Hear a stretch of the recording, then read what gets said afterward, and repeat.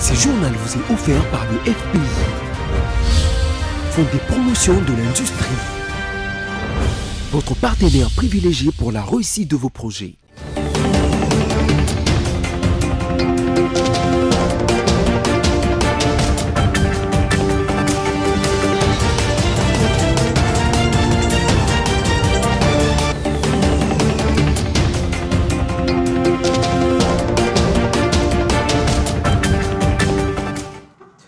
Un nouveau journal sur votre chaîne BC Télévision. Mesdames, Messieurs, bienvenue. Voici tout de suite les sommaires. Plusieurs chefs d'État, dont Félix Tshisekedi et Paul Kagame, ont pris part ce mardi à la cérémonie d'investiture de John Dramani, élu président de la République du Ghana. Vous suivrez dans ce journal les déroulements de la cérémonie. L'ODEP se retire du partenariat société civile IGF en accusant la présidence d'affaiblir gravement cette institution des contrôles. Vous suivrez dans ce journal les explications de Florimond Mouteba, PCA de l'ODEP. Et puis dans un document, la MONUSCO condamne avec la plus grande fermeté l'offensive menée le 2 janvier par les M23 dans le territoire des Massissi au Nord Kivu. Encore une fois, bienvenue. Débutons ce journal à Accra, la capitale du Ghana, qui a accueilli ce mardi 7 janvier 2025 des dirigeants du monde entier pour l'investiture de John Dramani, élu récemment président de ce pays. Cette cérémonie marque une étape importante dans la politique ghanéenne avec des invités des hauts rangs venus soutenir le nouveau mandat du président John Dramani. Parmi ces invités, Félix Tshisekedi et Paul Kagame. Suivez. C'est en présence des nombreux chefs d'États africains, de présidents, d'institutions, de chefs des gouvernements étrangers et une population ghanéenne en liesse que le président de la République du Ghana, John Dramani Mahama, a prêté serment. Le nouveau président ghanéen entame ainsi officiellement son deuxième mandat à la tête du Ghana. Devant les juges, John Dramani a juré de protéger la Constitution, de servir le peuple, de s'investir pour la justice sociale, de protéger et défendre les Ghana. Your name. John Dramani Mahama. Do in the name of the Almighty God swear.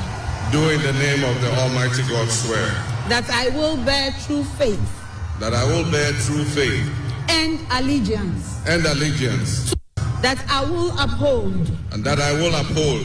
The sovereignty. The sovereignty. And integrity. And integrity. Of Ghana. Of Ghana. And that I will preserve. And that I will preserve. Protect. Protect. And defend. And defend. The Constitution. The Constitution. Of the Republic of Ghana. Of the Republic of Ghana. So help me God. So help me God. Invité personnel du président Dramani Mahama, le président Félix Tshisekedi et la distinguée première dame Denise Nyakero Tshisekedi ont assisté à cette cérémonie et sont allés féliciter les nouveaux couples présidentiels du Ghana avec lesquels il entretient d'excellentes relations d'amitié et de fraternité. Comme Félix Tshisekedi, le président rwandais Paul Kagame a également participé à la cérémonie d'investiture du président élu John Dramani.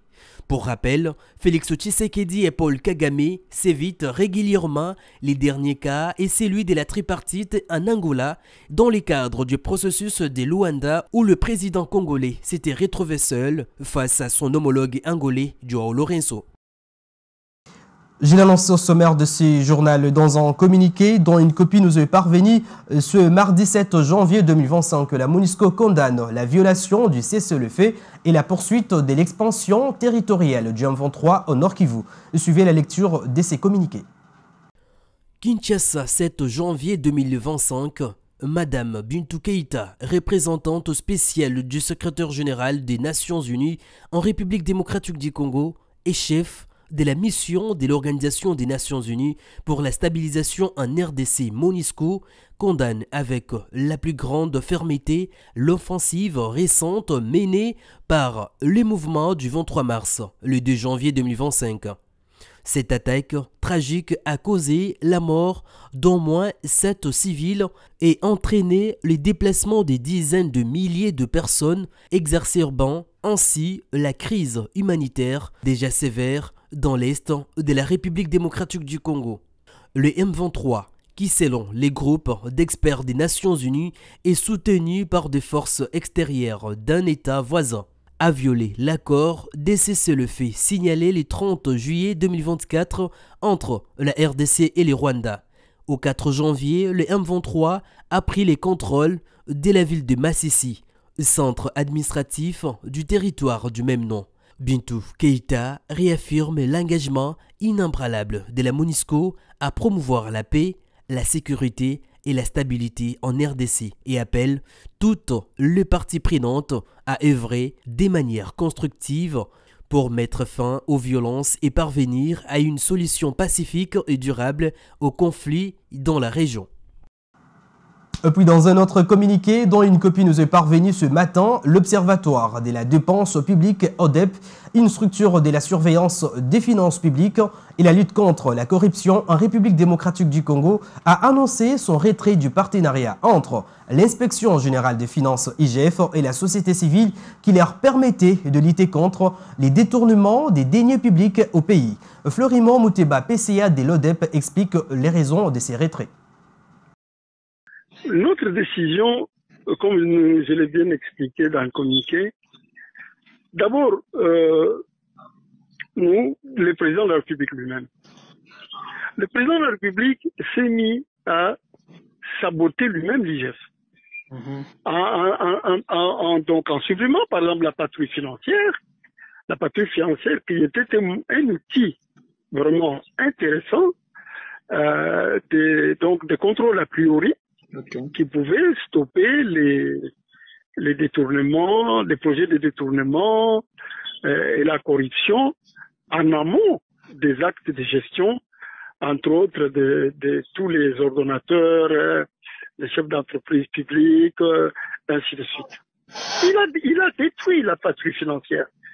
Ce sont des amateurs, ce sont des gens qui ne connaissent pas du tout les finances publiques. Est-ce que tu peux même leur parler de la loi sur les finances publiques?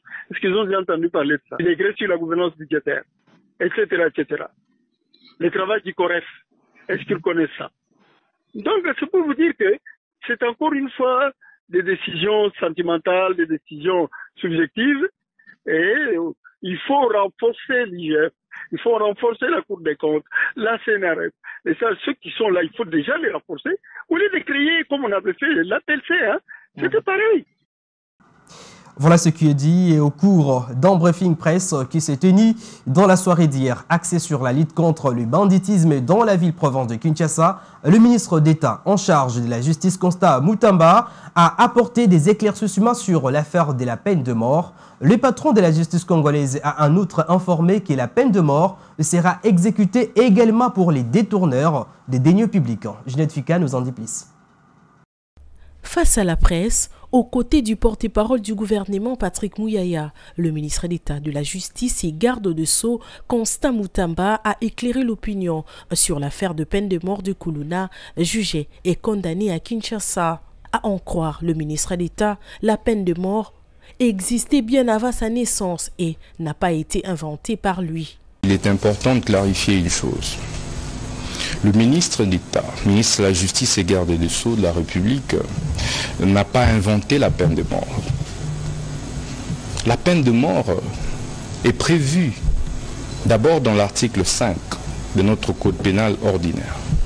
Ensuite dans l'article 26 du Code pénal militaire. Et comme vous le savez, le Code pénal ordinaire date d'il y a 70 ans, plus de 70 ans, 80 au plus.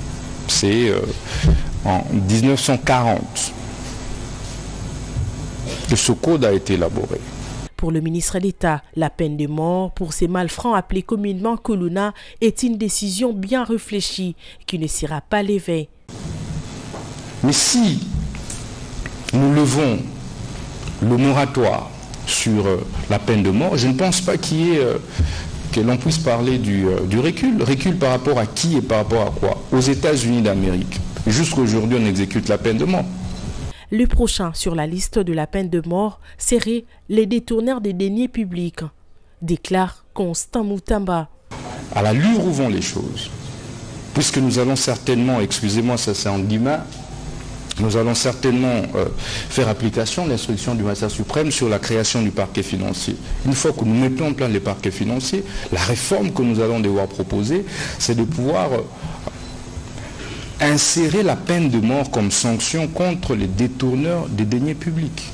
Notons que, depuis le lancement de l'opération Zéro Kuluna, plus de 10 audiences foraines ont déjà été organisées et plus de 300 Kuluna ont été jugés et condamnés.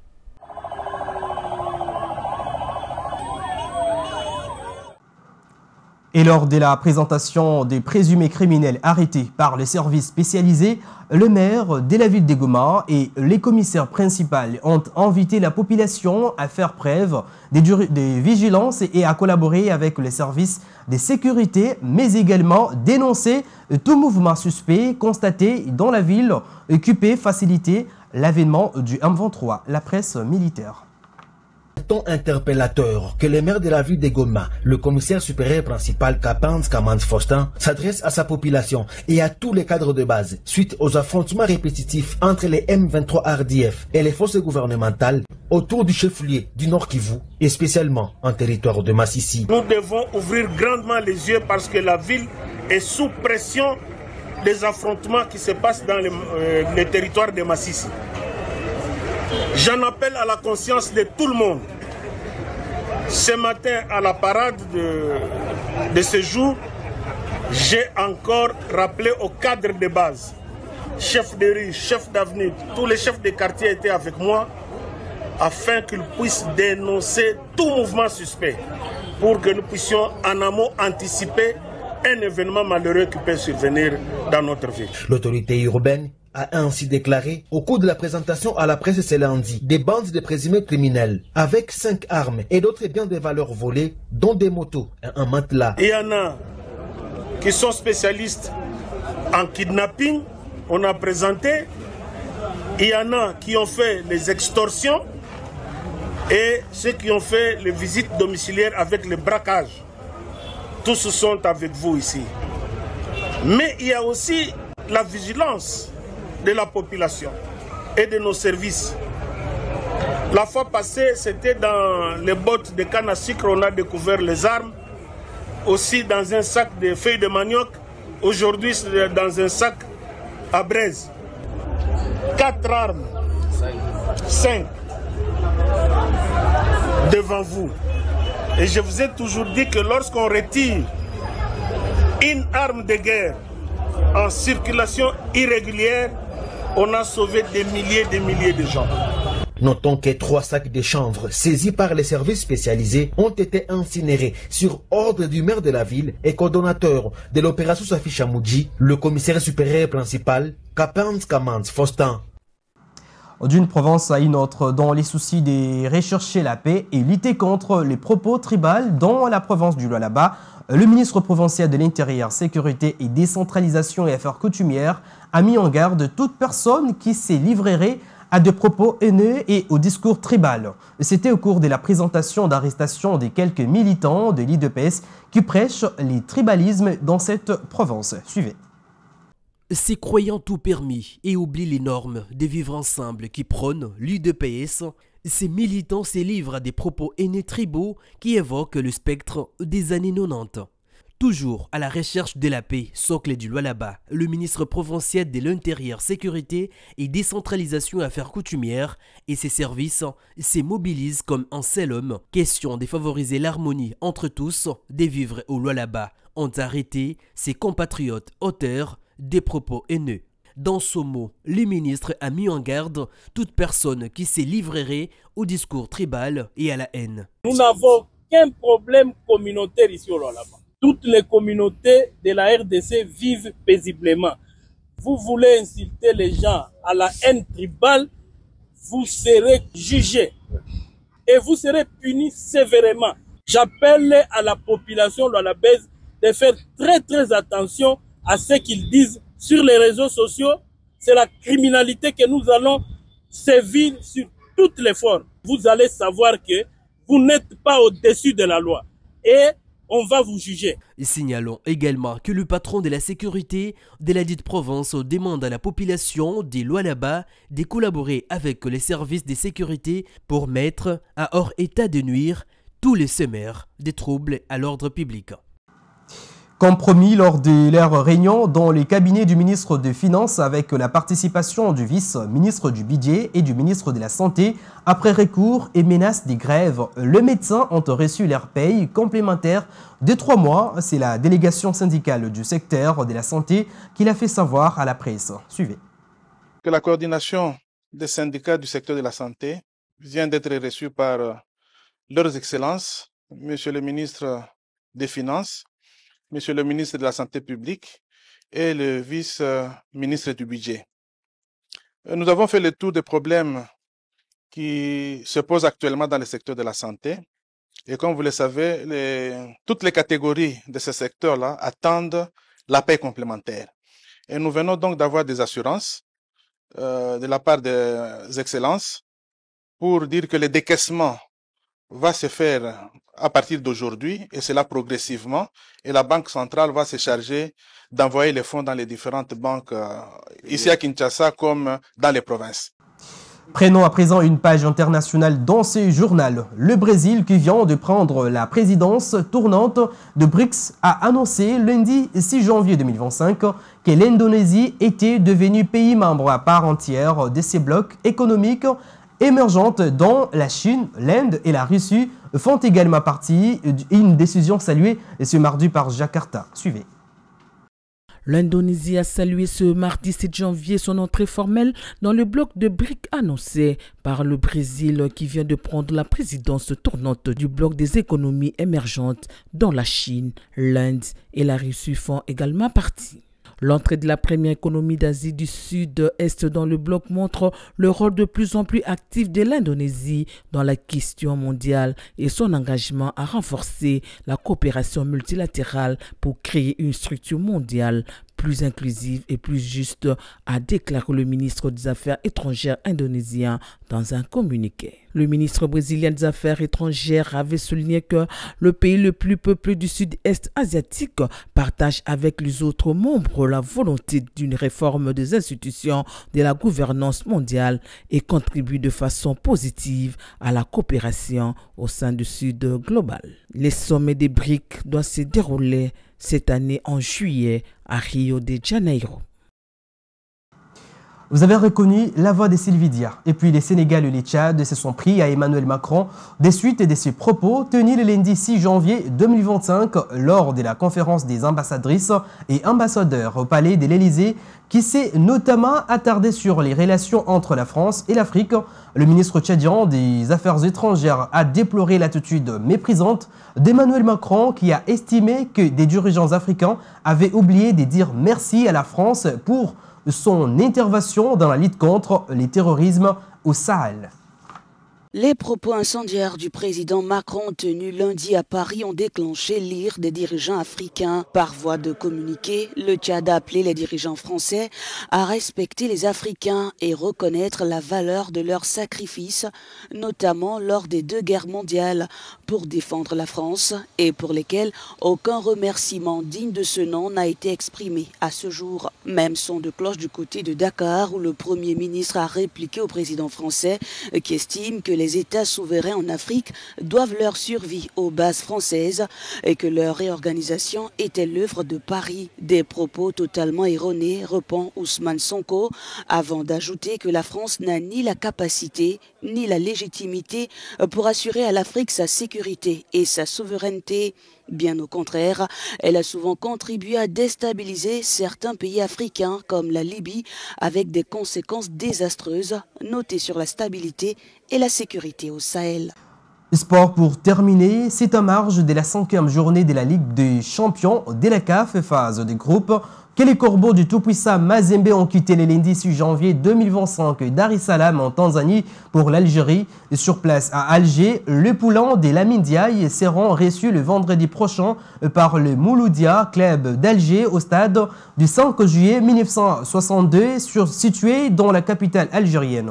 Rappelons qu'au match aller à Lubumbashi au stade tout-puissant Mazembe de la commune de Kamalondo, les deux clubs s'étaient quittés dos à dos. Ce journal touche à sa fin, mais avant tout, les rappels des principaux titres.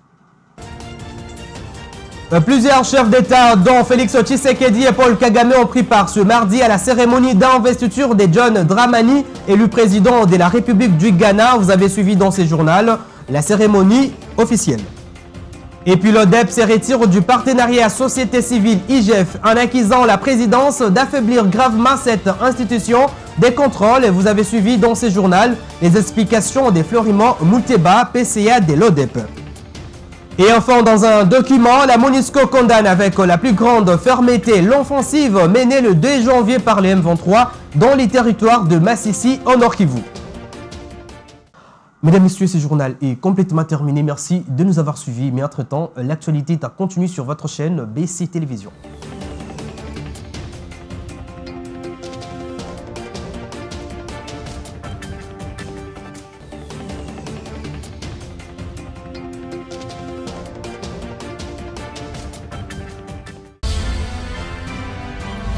Ce journal vous a été offert par le FPI. Fonds des promotions de l'industrie. Votre partenaire privilégié pour la réussite de vos projets.